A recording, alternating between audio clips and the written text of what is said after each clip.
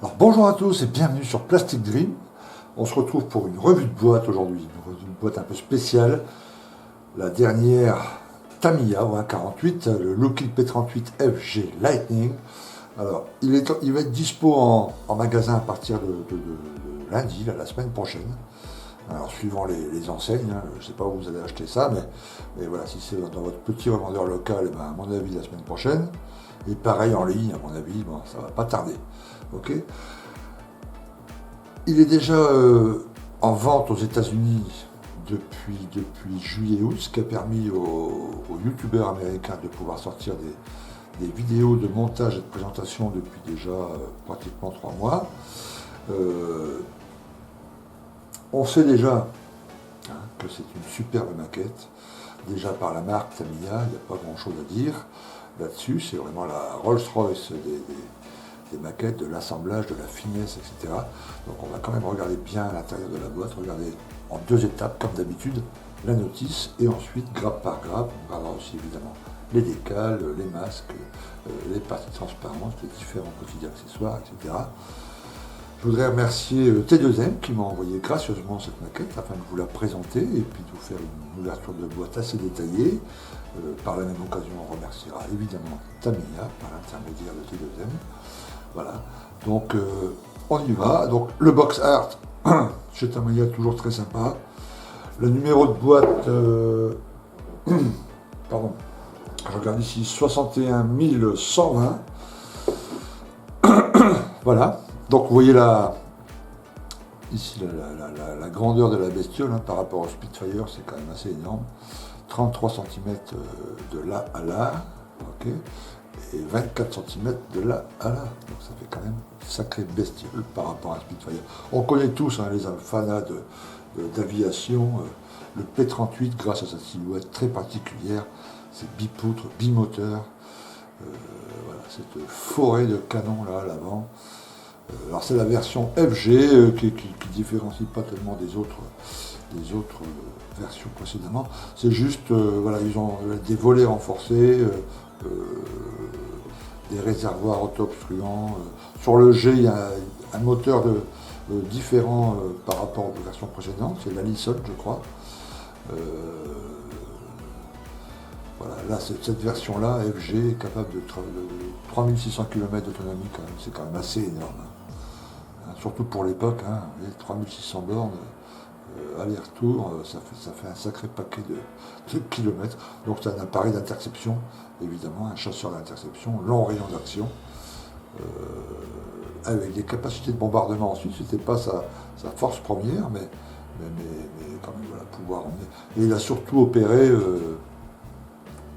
dans le Pacifique, il y a eu quelques appareils en Europe, mais il a surtout eu ses ordres de gloire dans le Pacifique. Il faut savoir que les 2 chasseurs américains qui ont le plus haut score d'avions ennemis abattus, ce sont des pilotes de P-38 qui ont abattu respectivement voilà, entre 40 et 38 appareils ennemis abattus.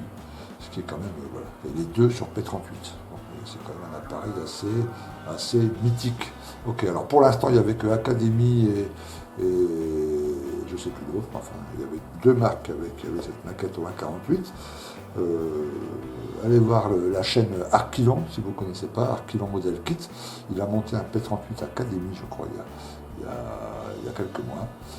Il en a sorti une très très belle maquette. Et vous allez voir les difficultés lors du montage, les puits de train quasiment vides, l'intérieur du cockpit pratiquement vide, etc. Donc là, avec Tamiya, on est assuré d'avoir un modèle de référence. Et voilà, ceux qui ont encore la boîte de l'Académie, la vieille boîte de l'Académie du P38 dans leur stock, vous pouvez commencer à la vendre sur eBay, parce qu'il va falloir un peu de sous pour vous acheter celle-ci. Alors le prix de la boîte, je ne l'ai pas, parce qu'elle n'est pas encore en vente, mais vu ce que j'ai vu dans la boîte, etc., la taille du bestiau, je pense que ça va être le même prix que le F14, vous voyez, la série des F14 là. Donc je pense entre 80 et 100 euros à mon avis. C'est une belle somme, c'est vrai. Mais quand on met ce genre de somme dans un appareil comme ça, Tamiya au 1.48, surtout des appareils récents comme ça, on est assuré à 100% d'avoir un modèle, en tout cas l'assemblage parfait. Après la peinture, ça dépendra de votre expérience, mais point de vue, voilà, ingénierie, etc., le mastic va rester dans son petit tiroir, et puis vous aurez voilà, une maquette super. Ok, très bien. Allez, on commence par la notice. Ok, alors une notice classique chez Tamiya, hein, noir et blanc. La liste ici de toutes les peintures. Ok, alors si vous avez besoin de la liste avant d'acheter la maquette, quand elle va sortir la semaine prochaine, vous allez sur Squalmate et puis vous trouverez cette notice avec cette liste de couleurs en PDF. Ok, voilà. Donc là vous voyez la liste des pièces que vous n'utiliserez pas, ce qui laisse présager évidemment que dans un futur proche va sortir un P38 d'une autre version. Ok, les deux versions possibles dans cette boîte, la A et la B. On verra après ensuite, il y a un grand plan couleur, je vais vous montrer ça. Alors on commence classiquement par la planche de bord, le cockpit évidemment, okay, avec les codes couleurs comme d'habitude. Toujours un mélange pour le vert US, l'intérieur green, voilà. Deux paires de XF3, une paire de XF5. Bon, ceux qui utilisent une autre gamme n'auront pas à faire le mélange. Les parois latérales, toujours le cockpit, et puis ensuite la fixation du cockpit sur les ailes, et puis le plan central. Alors, les puits de train ont l'air pas mal détaillés là-dedans, logement de train avant, etc. On continue l'assemblage, voilà l'emplacement de la bille en fer. Et attends, cette boîte, je vais vous montrer tout de suite. Il y a des billes comme ça en fer qui sont assez lourdes, hein. Il y en a 3. Et il va en avoir une, vous voyez ici dans le nez, on voit bien, ouais, dans le nez central, enfin en dessous du cockpit, et puis dans chaque poutre à l'avant, donc près du moteur, il y a une bille aussi, ça permet d'assurer que l'appareil soit bien stabilisé une fois qu'il sera monté, et qu'on n'aura pas la surprise de voir l'appareil penché vers l'arrière, évidemment. Voilà. Ensuite l'assemblage des mitrailleuses, donc 4, 12, 7, et puis un canon de 20 là, dans le nez. Ok.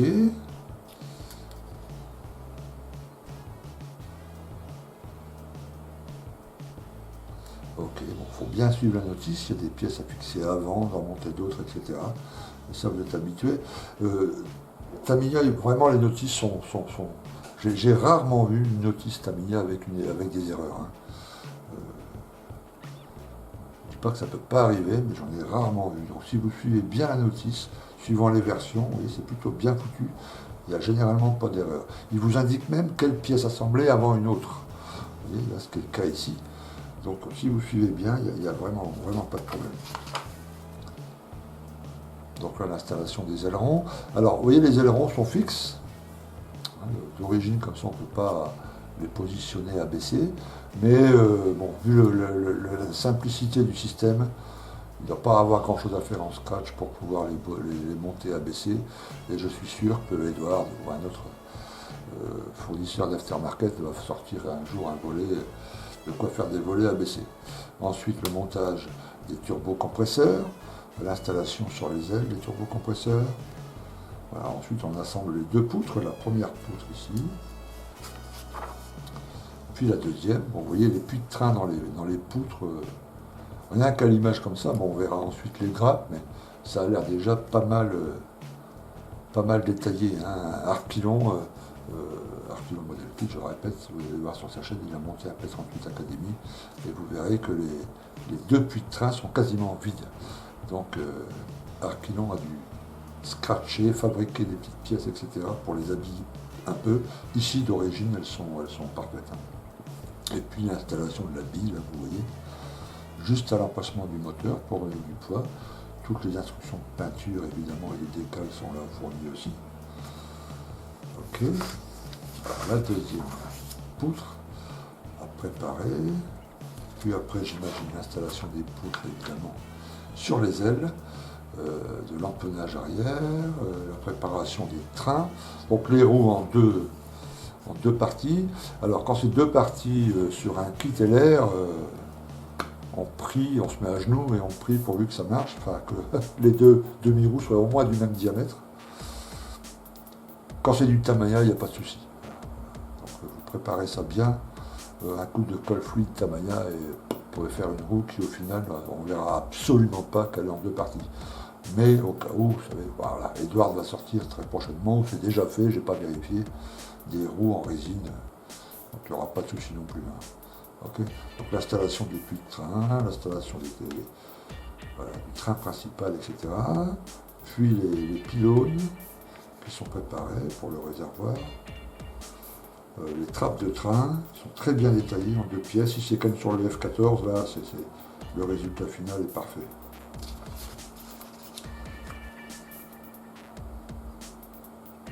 Ok, trappe de train principale aussi. Voilà, préparation, ça a l'air vraiment, on va regarder tout à l'heure le plastique, mais ça a l'air super. Et ensuite, voilà, la version A, un bidon central, et la version B, un bidon de chaque côté, sur chaque aile. Donc 2 bidons.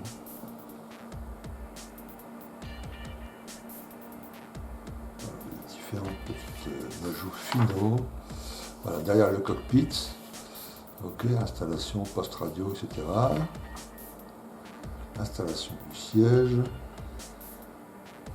Comme d'habitude, Tamiya fournit un pilote. Donc à vous de voir. Voilà. Moi généralement je laisse le cockpit ouvert et puis sans pilote, mais pourquoi pas laisser le pilote après tout. Là vous avez la peinture de la verrière, donc avec les masques fournis par Tamiya, on verra ça ensuite les masques. Ok, l'installation de la casquette avant. Mise en place de la casquette, des verrières. Alors évidemment vous avez le choix entre ouverte et fermée.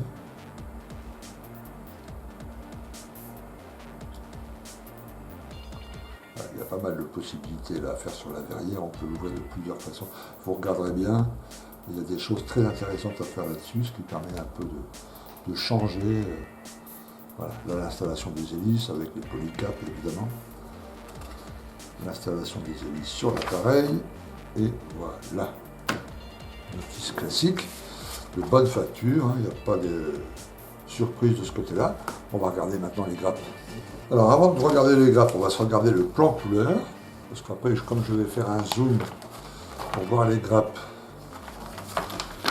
Alors voici la version A. Alors c'est un très grand plan, et il ne rentre même pas entièrement là dans mon plan caméra du haut.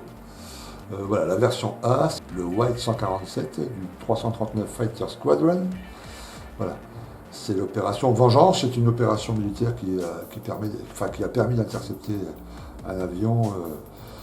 Et à l'intérieur de cet avion, il y avait l'amiral Yamamoto, donc un appareil assez mythique, voilà. Miss Virginia, une camo classique, hein, l'hydrable au-dessus, et puis gris en dessous, gris clair.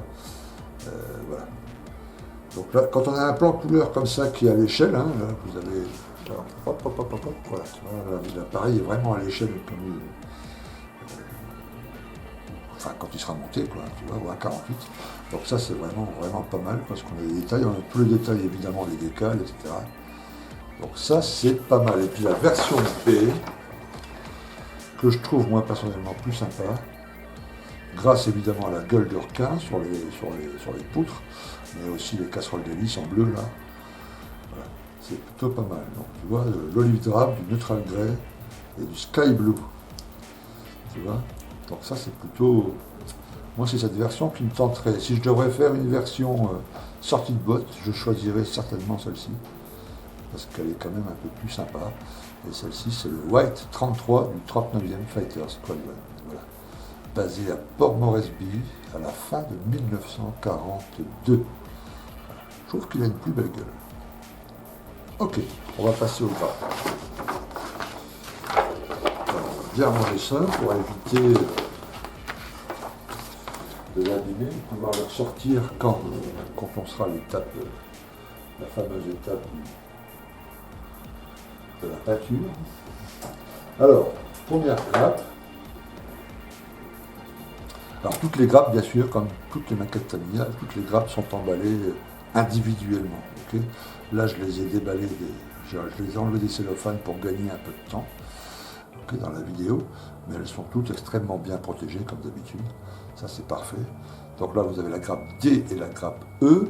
Alors, je vais faire un petit zoom, qui va permettre de voir un peu mieux quand même les gravures, etc. Donc là, vous avez les demi-roues ici. Vous voyez, les gravures sont sans surprise. Regardez là-dessus.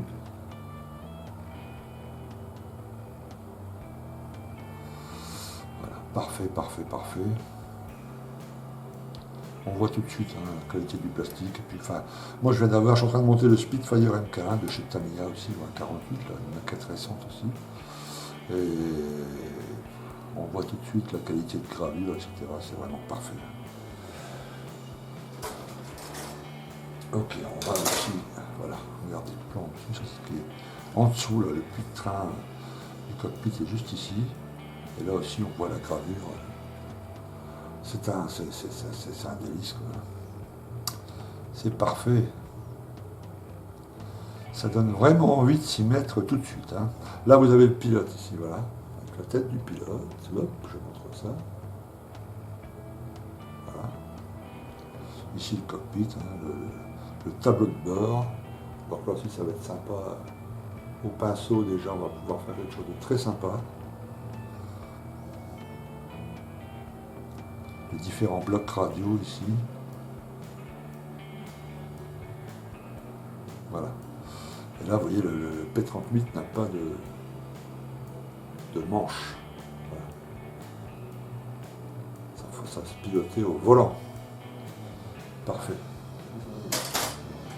Alors ici, l'empennage arrière, le siège ici, les hélices. Alors ici, regardez la gravure. C'est vraiment d'une finesse incroyable. Alors ce qui est encore plus extraordinaire, évidemment, quand vous montez ça, c'est que les pièces deviennent vite complexes à force d'ajouter des petits éléments. Et quand vous les assemblez entre eux, c'est au millimètre, enfin micron, quoi, je ne vais même pas dire au millimètre, c'est au micron, ça rentre mais parfaitement, à tel point que des fois on voit presque même plus le joint entre les deux pièces. Je vous assure que votre tube de mastic va rester gentiment dans son tiroir.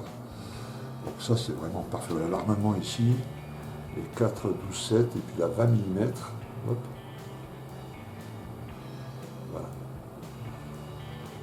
Parfait, parfait, parfait, parfait, parfait. Voilà le grand plan central qu'on a vu dans la notice là. Là aussi. Hein. Alors il avait des volets renforcés, cette version-là. La version d'avant aussi, je crois. Parce que dans des essais en vol, je me suis rendu compte qu'en piqué, quand l'appareil approchait des 700-800 km/h, il vibrait beaucoup trop. Surtout les volets. Donc ils avaient renforcé les volets, il y avait des volets. Et puis en plein théâtre d'opération, alors que les appareils étaient déjà déployés dans le Pacifique, et ben on a dû monter des volets, enfin des volets renforcés pour éviter les vibrations trop fortes. Quoi. Alors les poutres, les 4 poutres. Ici les chargeurs, vous voyez. Enfin, quand j'ai les chargeurs, les turbo-chargeurs. Voilà, là les volets à mettre devant, c'est ça les. Et là les trains.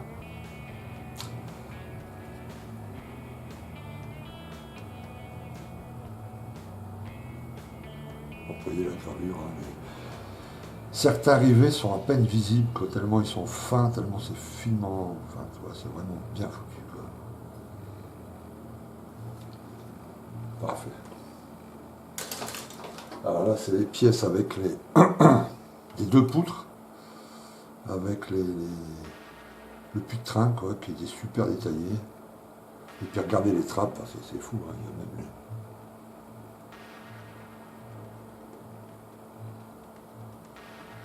Ça, c'est les portes de trappe. Là, c'est l'intérieur des puits de train.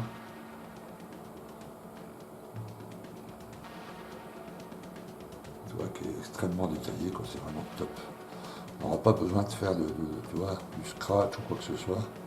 Comme souvent avec les maquettes Tamiya, il faut bien avouer que c'est la Rolls du truc. Parfait. Alors, une dernière grappe, celle-ci, on l'avait déjà vu, c'est voilà, la grappe avec les roues. Il y a 2 grappes de ce style-là. C'est celle que je vous ai montrée en premier. Voilà. Ok, on va regarder la partie transparente, qui est ici. Voilà. Donc là, extrêmement fluide, extrêmement fine, parfaite. Pas de déformation, plusieurs possibilités, une verrière ouverte, vous voyez, elle est là, une verrière fermée, etc. Ça, c'est parfait. Alors, dernière chose à regarder, c'est la planche d'écale. Et les masques, qui sont fournis aussi. Alors, on va les mettre de côté, on va regarder ça. D'abord, la planche d'écale.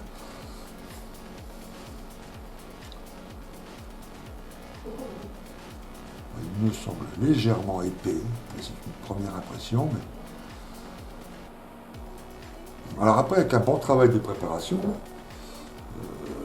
voilà, la peinture, la couche de peinture est bien vernie, etc., le vernis bien sec, une fois le décal posé, bien le frotter, etc., bien le laisser sécher, recouche de vernis, ça se voit pas du tout.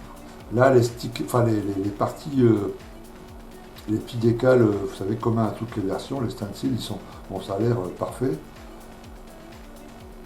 Là, la gueule du requin, ça me semble assez épais.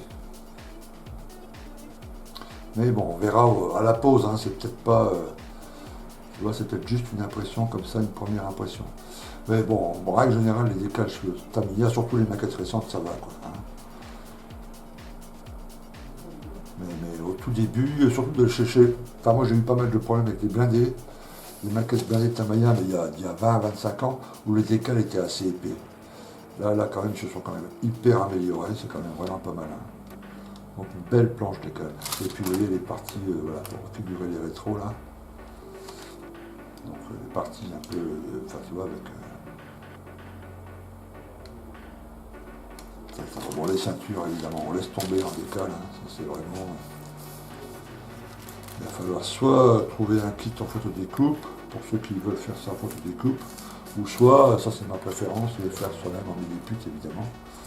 Pour les 3 billes que vous avez vues, je ne vous les remontre pas, et là c'est les masques. Alors c'est toujours pas, je vais vous dire, mais c'est toujours pas... Voilà.